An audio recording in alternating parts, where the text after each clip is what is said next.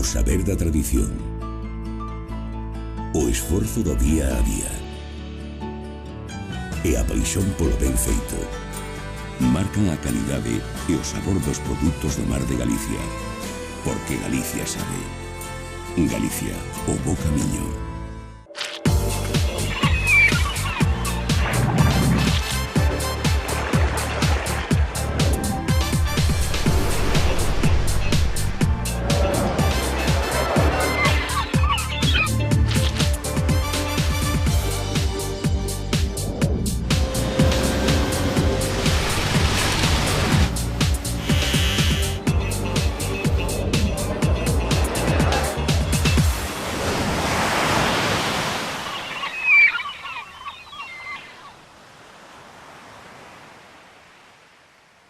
No encontro co director xeral de Asuntos Marítimos e Pesca da Unión Europea, Joao Aguiar, a conselleira do Mar, Rosa Quintana, fixo un repaso de todos aqueles aspectos que afectan ao sector pesqueiro galego, obtendo, segundo ela, unha moi boa acollida ás súas propostas por parte das autoridades europeas. Unha reunión moi positiva, donde fixemos un breve repaso de todos aqueles aspectos que nos preocupan dende Galicia para o mantemento do noso sector pesqueiro.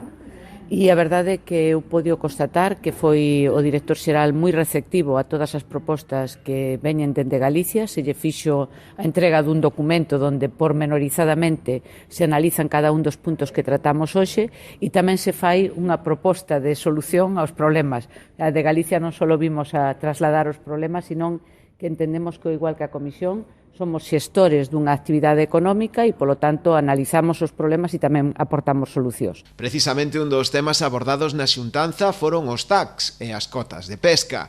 Neste sentido, Rosa Quintana explicou que hai diferentes aspectos que poden contribuir para incrementar as cotas. Un deles é a defensa que fai Galicia de acadar o rendemento máximo sustentable no ano 2020, en lugar de facelo xa automáticamente, debido ao impacto socioeconómico que pode supor no sector.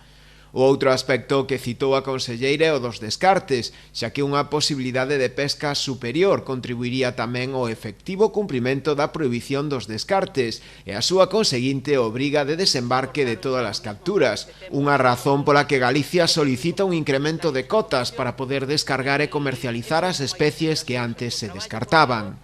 Tamén se interesou pola proposta de prohibición das redes de enmalle á deriva, que inclúe o xeito. Neste sentido, a conselleira sinalou que hai un compromiso de regulalas na proposta de medidas técnicas da Unión Europea e de que o xeito non vai ser prohibido ao quedar suficientemente probado que se trata dunha pesca artesanal e sustentable.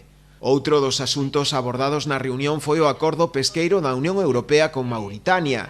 Neste punto, a titular de Mar solicitou ao director xeral da Unión Europea que se teña en conta os cefalopodeiros e que se permita a súa participación neste acordo pesqueiro. Mentres tanto, o sector, na última Asamblea da Federación Galega de Confrarías, a proposta do patrón maior de Portosín, Iván Carreño, vende aprobar a convocatoria dunha gran manifestación en Santiago en defensa do sector pesqueiro galego. Polo de agora non está fixada a data, pero todo parece indicar que se celebrará antes do próximo 20 de decembro, día das eleccións xerais.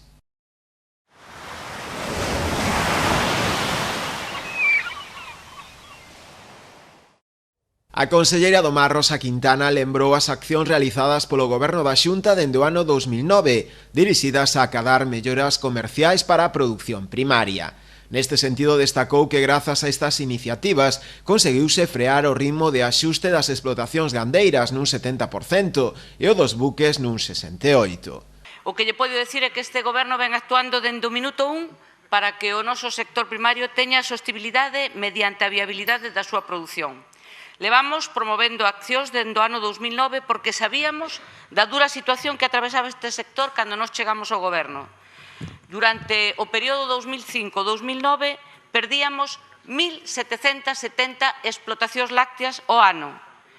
No período entre 2005 e 2008 desapareceron 538 barcos.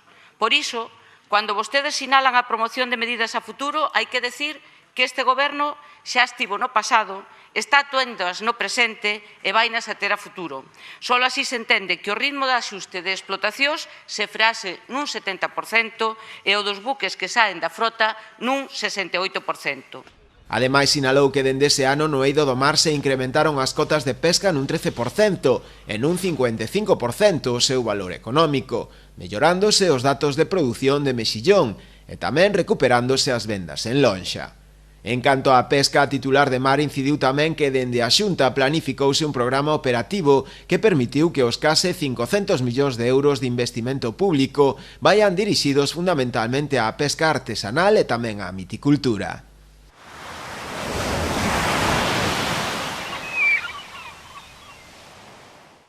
A Confraría de Pescadores de Rianxo ven de lograr unha implicación máis directa no control e vixilancia das súas concesións por parte da Policía Local.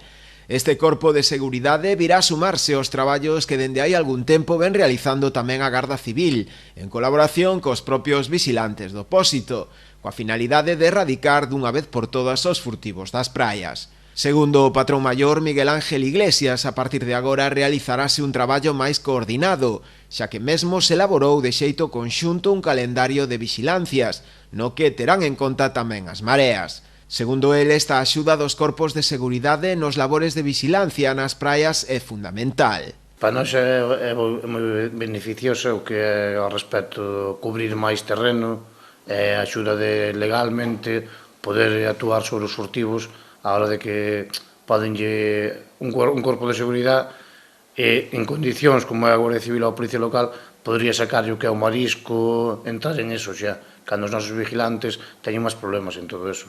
E para nós é moi beneficioso que é a colaboración deles. A colaboración xa está sendo efectiva, sobre todo co Guardia Civil, a Policía Local tamén, pero a Policía Local empezamos o que é a semana pasada, o acordo este que fixemos, a intentar vigilar en conxunto o que é os tres corpos, tanto os guardapescas da Cofradía, Policía Local e Guardia Civil.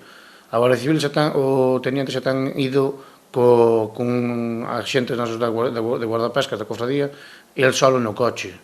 Xa ten ido el con un vigilante dos nosos, el solo no coche, a vigilar así polas playas.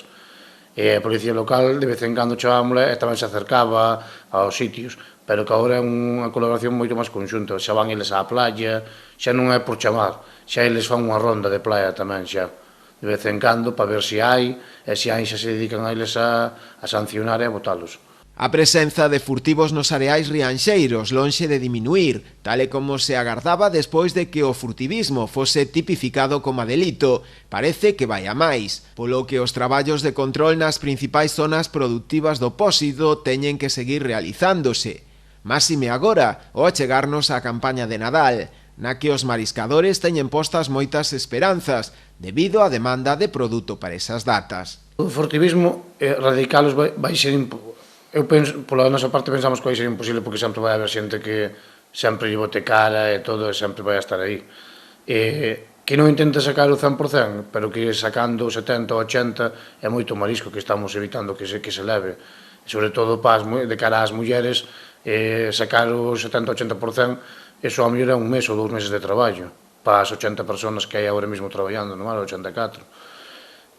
Nós intentamos sacar o máximo posible e a colaboración eu penso que vai evitar que moita xente baixe á playa. Esta é a peor época, por respecto ás navidades e todo eso, pero, bueno, sobre todo, o que máis nos collen é cría.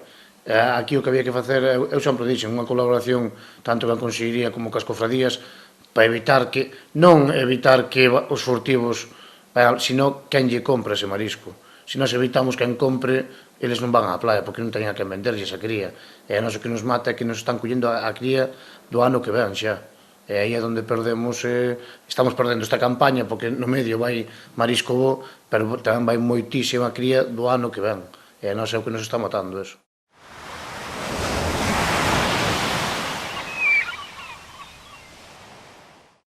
A conselleira do Mar, Rosa Quintana, acompañada polo director xeral de Pesca, Acuicultura e Innovación Tecnolóxica, Juan Maneiro, visitou no Grove a planta de Frigrove, dedicada á transformación de atún e ao almacenamento frigorífico de derivados da pesca.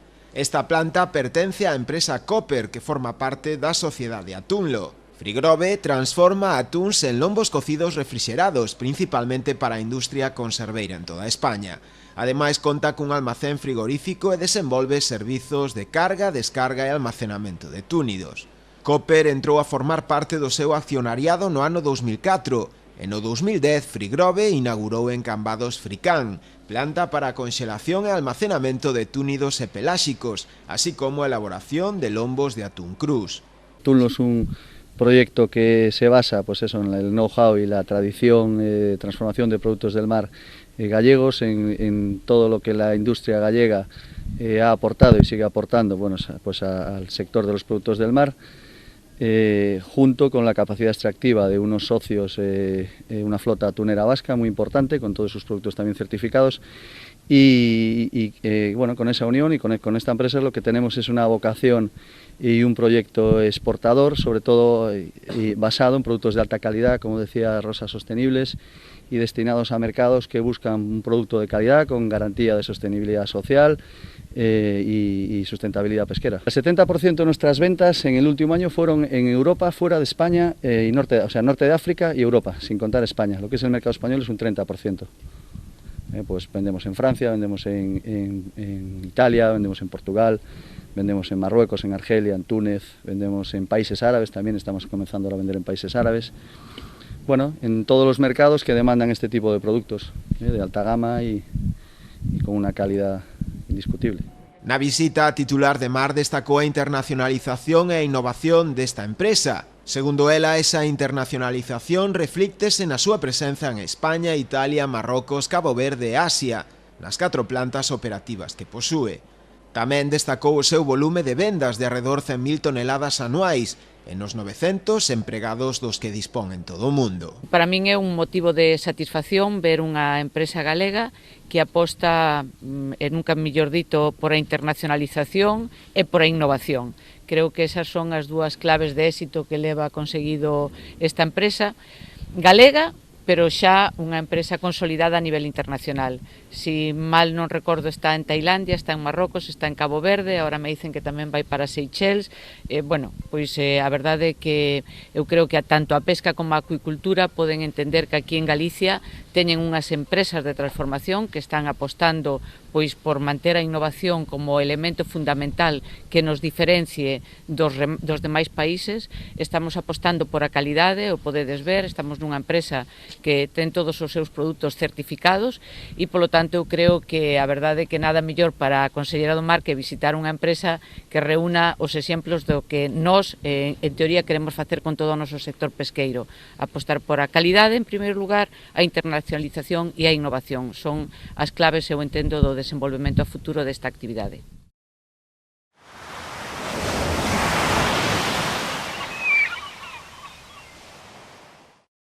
Despois de varios meses de obras, o Club Náutico Cabo de Cruz xa dispón de mariña seca. Trátase do primeiro club no Barbanza en dispoñer deste servizo, co que pretenden aumentar a oferta que se lle dá aos seus asociados. Segundo sinalou o presidente da entidade, Manuel Fajardo, a superficie habilitada duns 3.700 metros cadrados será aproveitada tamén para a instalación das futuras sedes das escolas de vela e de mergullo. A obra máis importante que tuvemos este ano dentro da nosa entidade, o Club Náutico Boiro, é unha obra de ampliación de instalacións.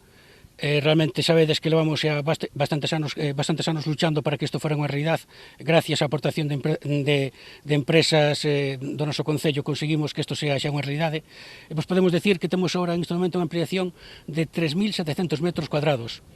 Queremos que sea polivalente, non queremos que sea só unha marina seca, queremos que sea de uso público para todo o pobo de Cabo de Cruz e do Concello en general. Queremos que en momentos puntuales de acontecementos pode ser unha zona de esparcemento e de parking público para desogo do pueblo, pero tamén queremos que xa que a esplanada é moi grande, queremos que ademais se utilice tamén como escolas para enseñanza. Vamos a instalar aquí o que é a Escola Galega de Buceo, a Escola Oficial de Galicia de Buceo. Vamos a instalar tamén o que é a Escola de Vela, tamén oficial da Federación, e con isto queremos darlle un bulo de enseñanza a unha obra tan emblemática como esta, non? Como convidados de excepción para a posta en marcha das novas instalacións, a directiva do Náutico Crucense decidiu convidar ao presidente de Portos de Galicia, José Juan Durán, e tamén ao alcalde, Xoán Xosé Dieste. Os dous valoraron moi positivamente a actuación realizada. Isto é unha actuación, un investimento deles, do Club Náutico, non Portos de Galicia, o que fixo, que é o que lle corresponde desde o punto de vista das súas competencias, é outorgar unha concesión de obra e explotación, que como se definen en este caso, para que despois unha entidade acometa a obra e explote as instalacións. E desde ese punto de vista eu me sinto moi ledo de que este enclave de Cabo de Cruz, con este porto deportivo que hai aquí, pois siga incrementando a oferta que pode prestar aos usuarios da náutica, aos usuarios portuarios, e desde logo aplaudo, como non podía ser de outro xeito, que estas instalacións, calquera instalación portuaria nas zonas que están perfectamente determinadas, sexan de uso público, de uso para o conxunto en este caso da veciñanza, non? Creo que esta é unha obra que enriquece Cabo de Cruz, que enriquece Boiro, que dá moitas posibilidades e que pon a Cabo de Cruz a través da náutica no mapa da náutica do turismo non só de Galicia, sino de España. De feito, xa tamén estamos no mapa internacional a través de diversas actividades de promoción acompañados do Concello e de Portos de Galicia. O acto tamén contou con outro convidado de excepción, o empresario Jesús Alonso, presidente do Grupo Gealsa Rianxeira, empresa que asumiu o custe do proxecto.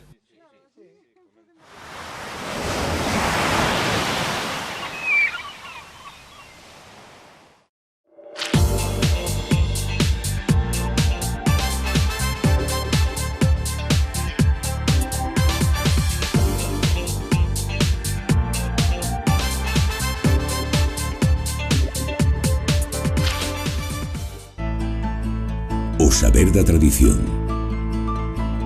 o esforzo do día a día e a paixón polo ben feito marcan a calidade e o sabor dos produtos do mar de Galicia, porque Galicia sabe. Galicia, o bo camiño.